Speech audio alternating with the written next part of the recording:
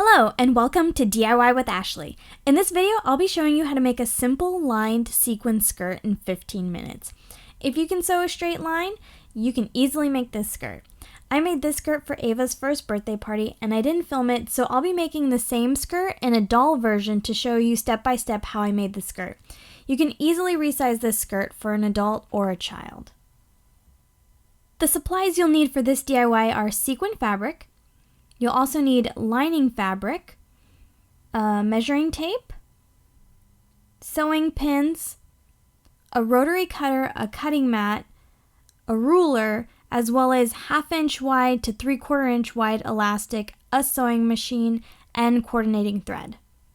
Before we cut our fabric, we'll need to measure our waist and the length from the waist to where we want the skirt to end. For Ava's skirt, I used the entire width of fabric. However, for an adult size skirt, you might need to cut 2 pieces, one for the front and one for the back of the skirt.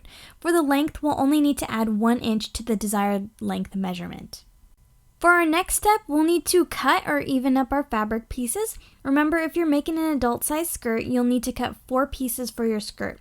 2 pieces of the sequin fabric and 2 pieces of the lining fabric.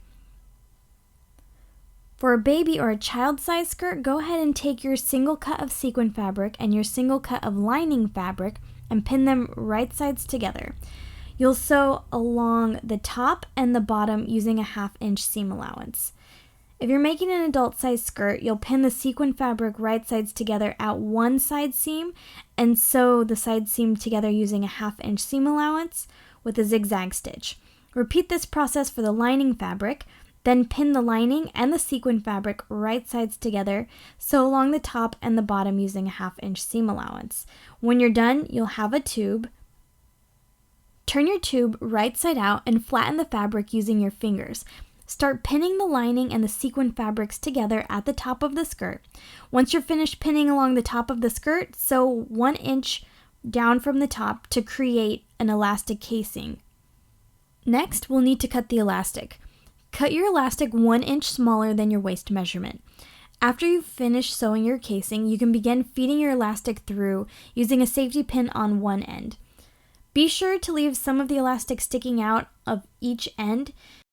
Here you can see the sequins fabric has mesh at the ends.